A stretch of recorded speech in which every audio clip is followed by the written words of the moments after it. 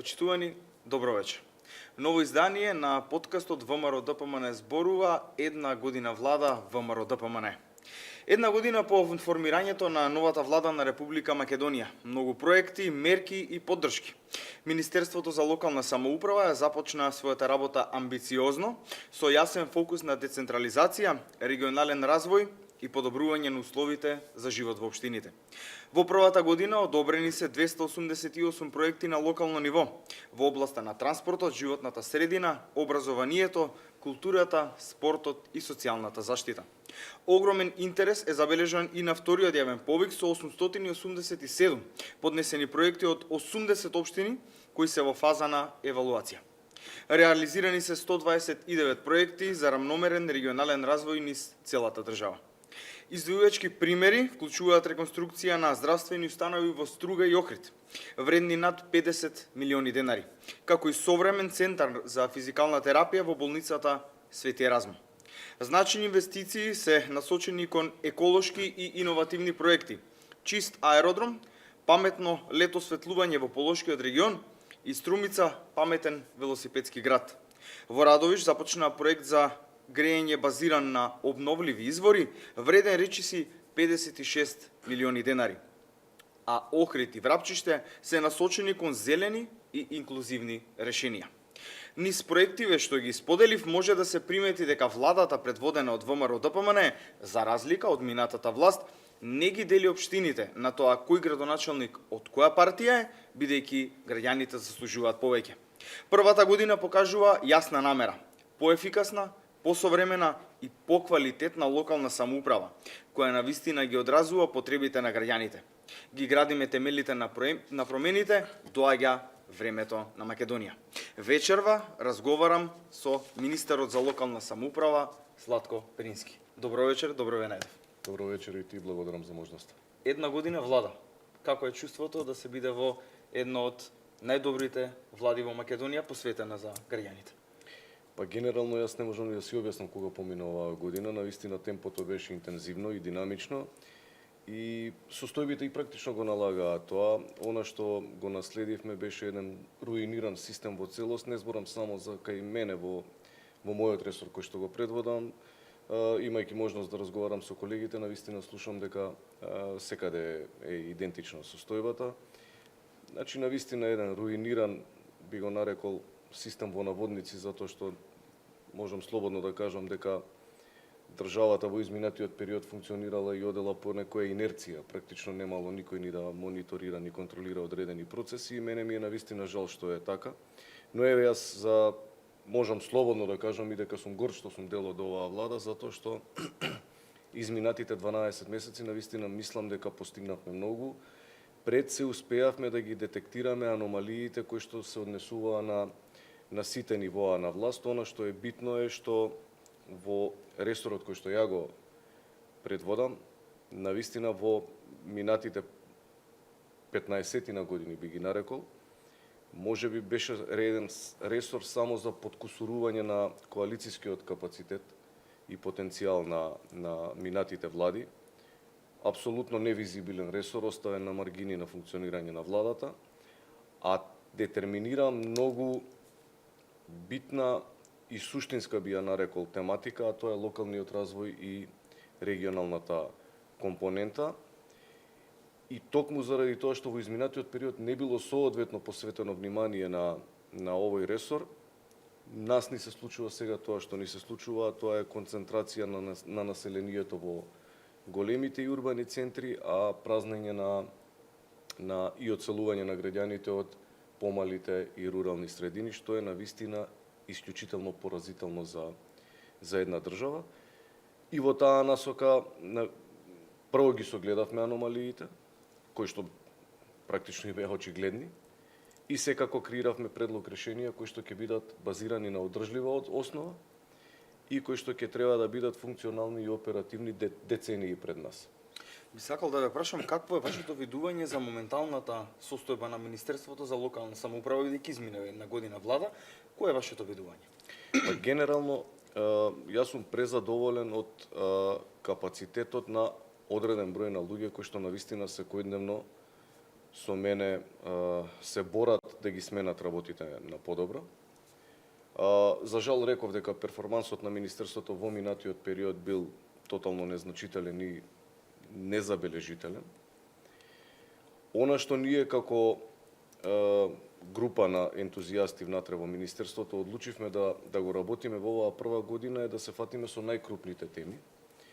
Во таа насока увидовме, што исто така е поразително за една држава, дека претходната влада не донела ниту одлука за одредување на степен на развиеност на регионите, што е и кршење на закон, на законска одредба. Тоа веднаш го саниравме, свикавме национален совет, донесовме одлука за степен на развиеност на регионите, за да можеме па потоа да алоцираме и финансиски средства од страна на централниот буџет согласно степенот на развиеност на регионите. Исто така една многу битна и значајна алатка е што како реформа ја направивме, тоа е во делот на измена на закон за рамномерен регионален развој, во делот на Националниот совет за рамномерен регионален развој, кој што во минатото беше предводен од вице-премиер задолжен за економски прашања. И сега, од една страна, имате ресор во рамки на влада кој што е одговорен за спроведување на регионална и локална политика и имате национално тело кој што би требало да биде сублимат, значи да ги избере сите чинители и на локално и на централно ниво на власт, за да креира и продуцира политики кој што е воден од трета личност. Тотален хаос е. Апсолутно да. И тоа го сменивме. Сега министерот за локална самоуправа председава со овој национален совет, затоа што на овој начин сметаме дека ќе имаме континуитет во работата. Дополнително влеговме во конструирање на предлог измени на системскиот закон кој што се однесува на локалната самоуправа. Свесно влеговме со сите можни ризици да се занимаваме прво со овој закон, иако можам слободно да потенцирам дека и останатите закони кои што се под ингеренција на Министерството за локална самоуправа се зрели за промена. Навистина, предлог измените на Законот за локална самоуправа го помина можеби и најширокиот консултативен процес. Ние неколку месеци преку 4 регионални средби разговаравме со сите чинители во рамки на локалните самоуправи да дадат предлози и сугестии за да направиме едно издржано решение кое што би требало да биде оперативно, како што спомена, во следните декади. И тоа го направивме успешно.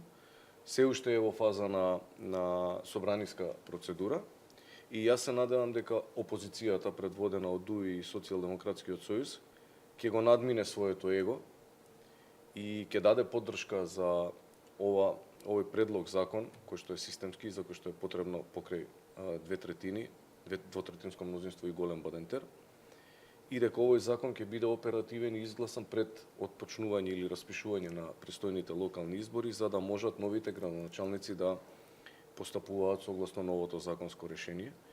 Дополнително, многу битна алатка која што ќе им биде ставена на градоначалниците е ресурсниот центар кој што и во владина програма ни е пресликана и ни беше како предизборно ветување нам како ВМРО ДПМН и коалицијата. Ресурсен центар кој што ќе треба да почива на 3 постулати.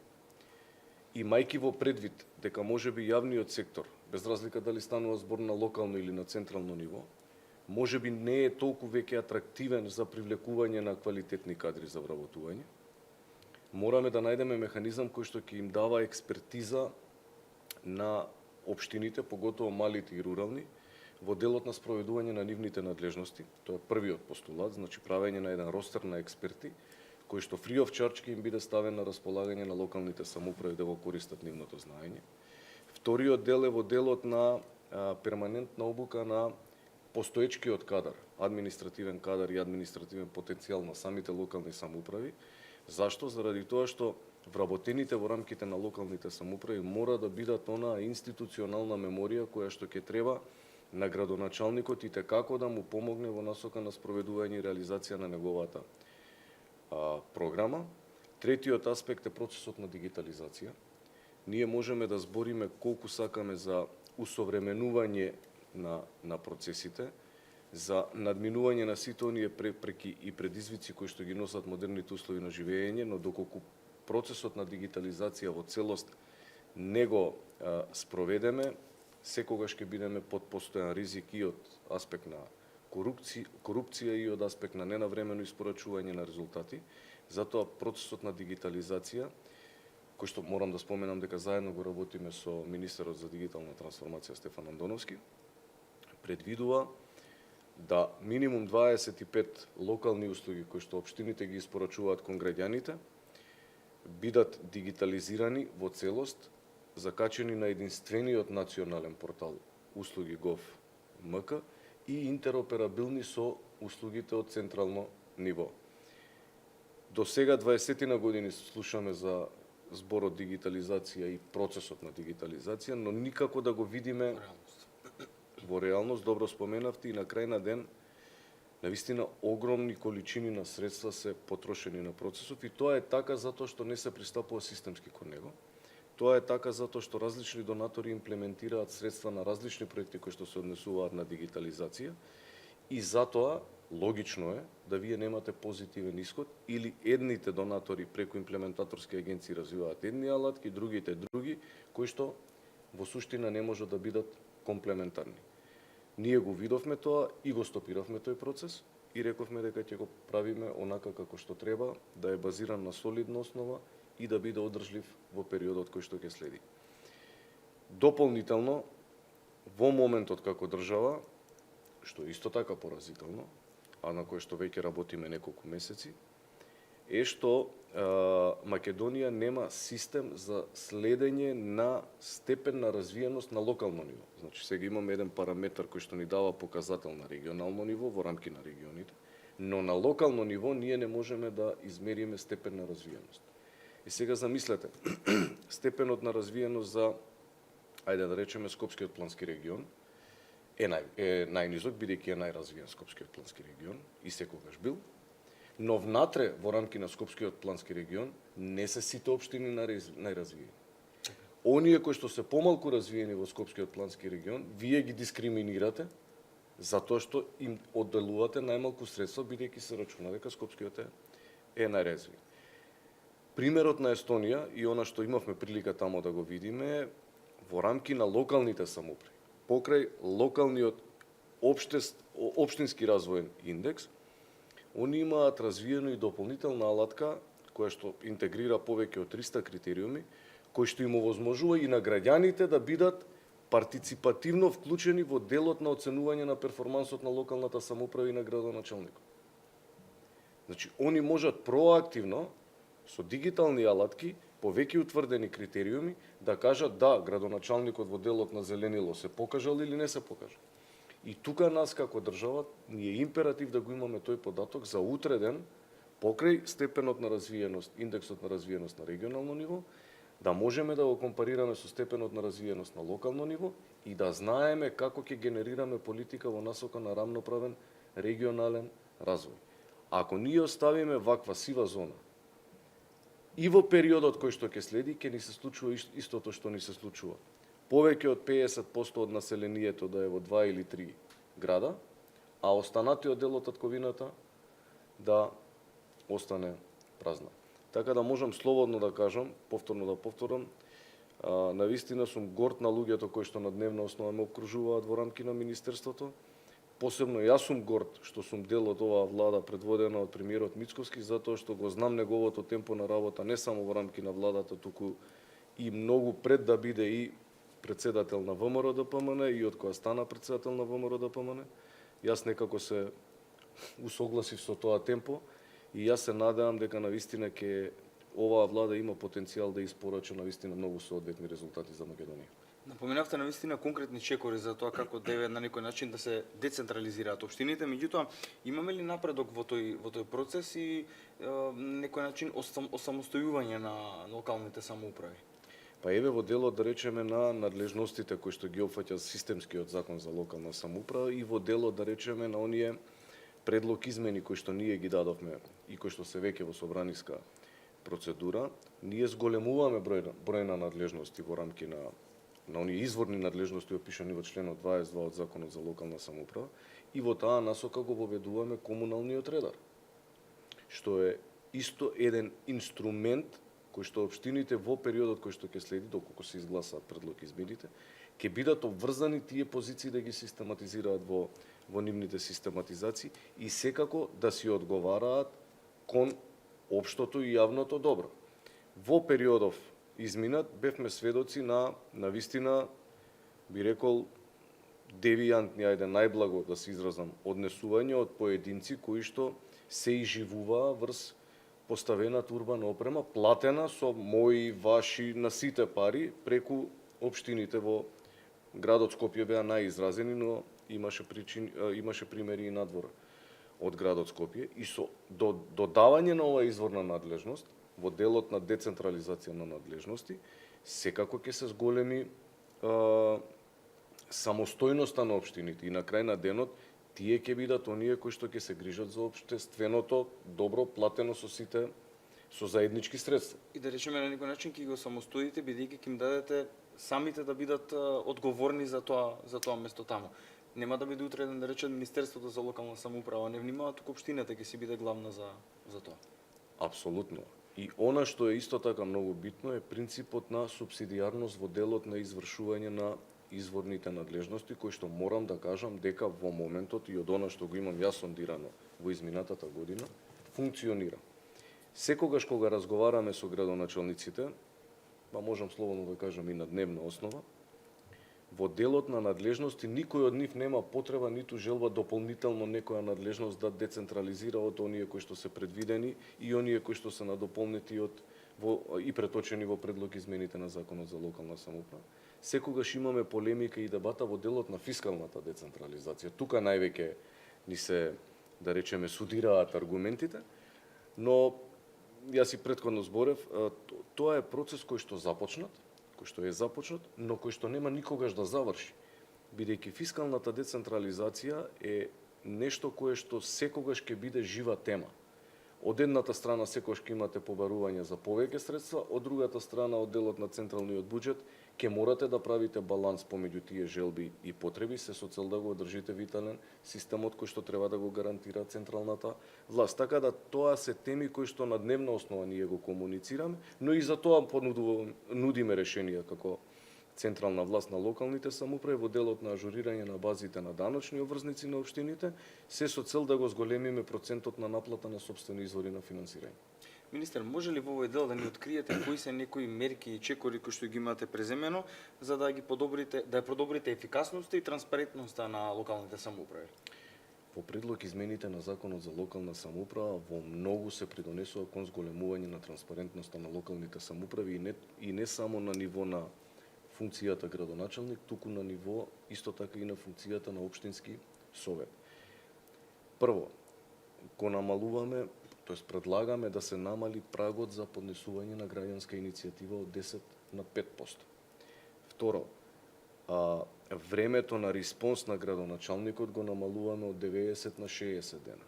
Трето, секоја дебата на советот или секоја седница на советот мора да биде јавно објавена преку каналите на електронска комуникација на општината.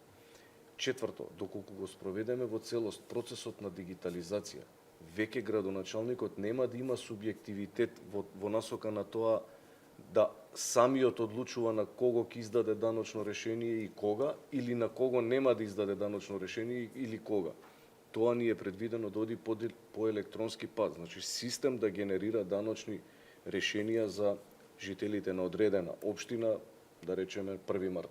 И тука нема веќе субјективитет, а со тоа и директно намалуваме или превенираме во делот на корупцијата. Така да многу механизми имаме предвидено.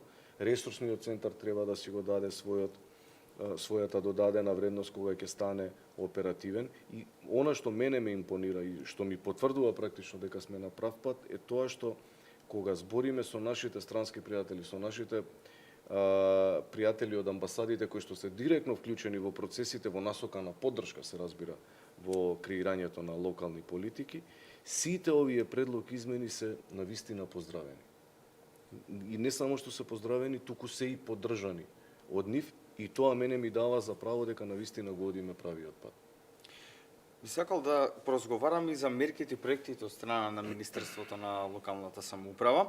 Кои општини би ги издвоиле дека најмногу ги спровеле тие мерки и според кои критериуми, бидејќи знаеме дека изминатава година навистина помина, јас би рекол, одлично во делот на поддршка од страна на Министерството и владата кон општините, така да јас би рекол во овој сегмент која може би општина најдобро се снајде со овој повик, која општина може имаше највеќе проекти, која доби највеќе финансиска поддршка, како сте задоволни од оваа целокупна работа?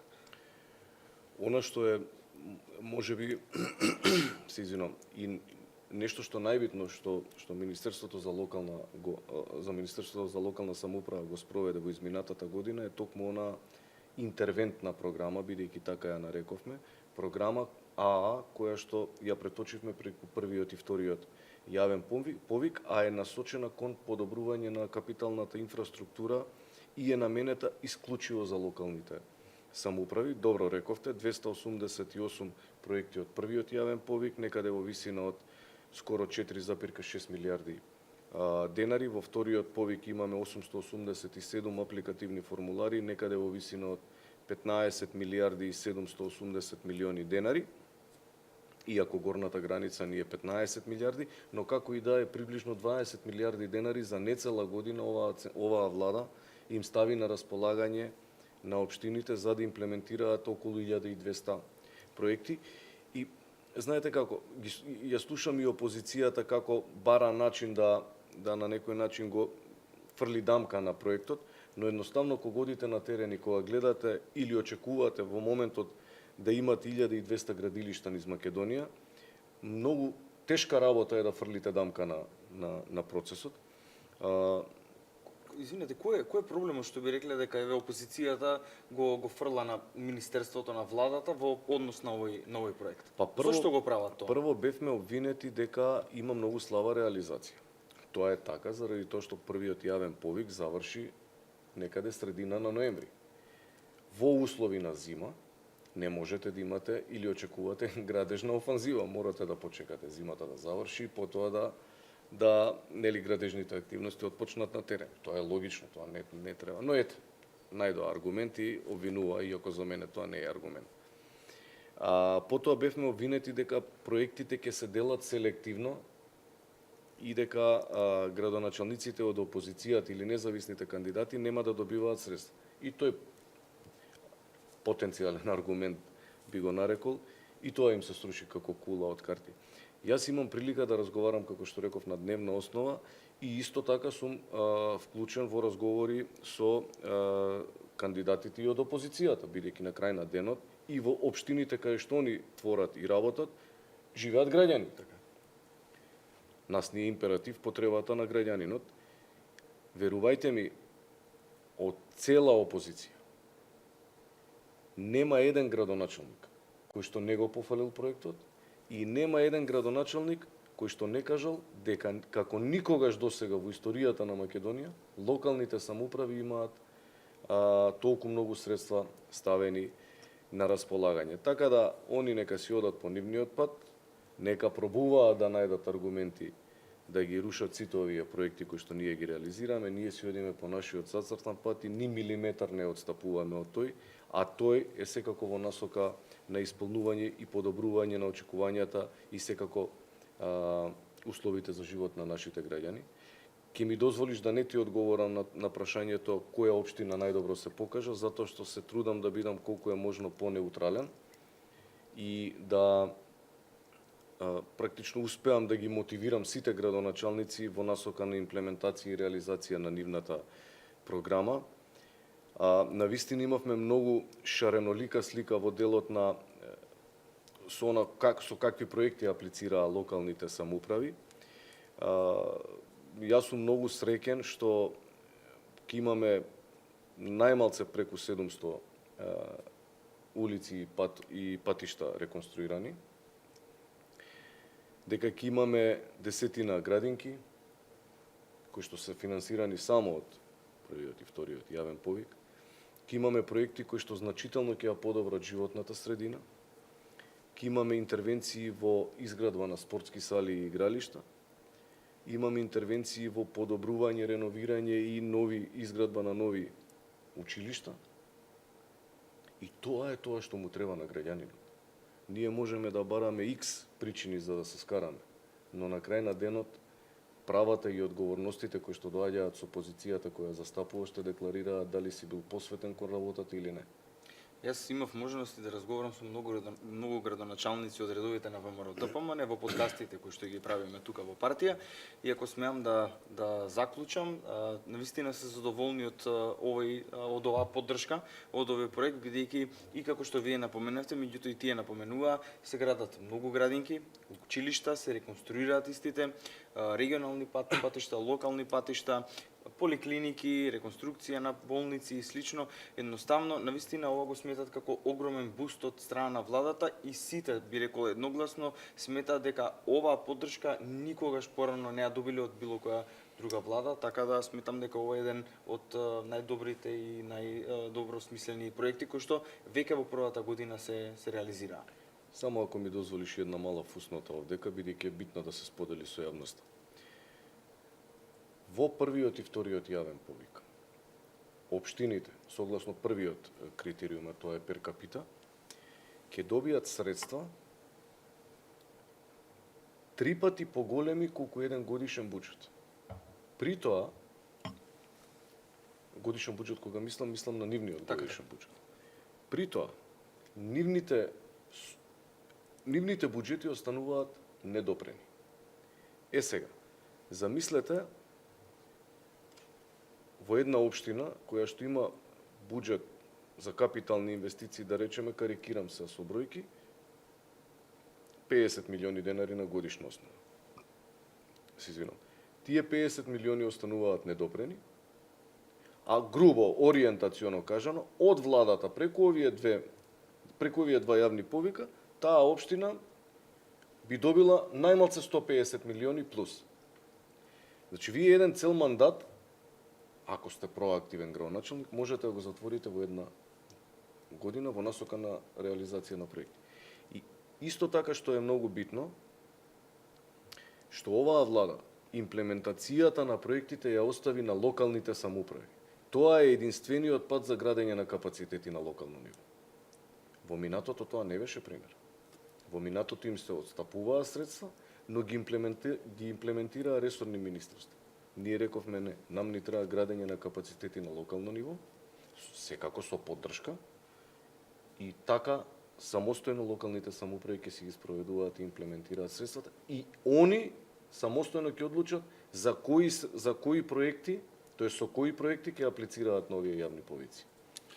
И ако можам уште нешто да додам, бидејќи навистина важно, веќе и дел од градоначалниците се спремаат за идни проекти за идната година, што е навистина многу добро, бидејќи веќе поднеле и одобрени им се дел од проектите кои што веќе оваа година ќе ги завршат. За крај, може ли да издвоите на конкретна работа што ја подобривте во локалната самоуправа за една година власт, и ако може да ни кажете која е таа? Па не можам да кажам дека е една, навистина направивме многу работи кои што во изминатите 15 години кумулативно не се направени. Ја споменавме под програмата А, со која што им ставивме на локалните самоуправи приближно 20 милиарди денари на располагање. Дополнително развиваме алатки, програми и решенија за сите наталожени проблеми на локалните самоуправи. Го споменавме ресурсниот центар, го споменавме локалниот развоен индекс, секако процесот на дигитализација кој што рековме дека е исклучително битен, процесот на децентрализација и фискална децентрализација како теми кои што никогаш нема да завршат, и на дневна основа ги комуницираме и дебатираме аргументирано со градоначалниците, значи максимално посветено се детерминирани сите проблеми и пропусти кои што ги тиштат градоначалниците, а верувајте ми, има многу. И во таа насока во иднина ќе мораме да продолжиме. На крај на денот, ако го оставиме овој ресор онака како што бил оставен во изминатите години, тогаш се плашам дека навистина ќе имаме градови држави, и тоа ќе биде поразително за Македонија. Министер, ви благодарам за ова ваше вечерашно гостување, кое го имавме насловено како Отчет една година влада. Ви посакувам многу успех во следниот период, уште многу реализирани проекти и уште повеќе среќни граѓани. Благодарам и на вас за можности, и јас се надевам дека навистина за многу кратко време ќе видите уште многу полезни политики кои што ќе произлезат од оваа влада. Благодарам. Почитувани, тоа беше се за оваа вечерашна емисија. Ви благодарам за вашето внимание. Вечерва разговаравме со министерот за локална самоуправа Златко Перински. Ви благодарам уште еднаш за вниманието. Доаѓа времето на Македонија. Ги градиме темелите на промените.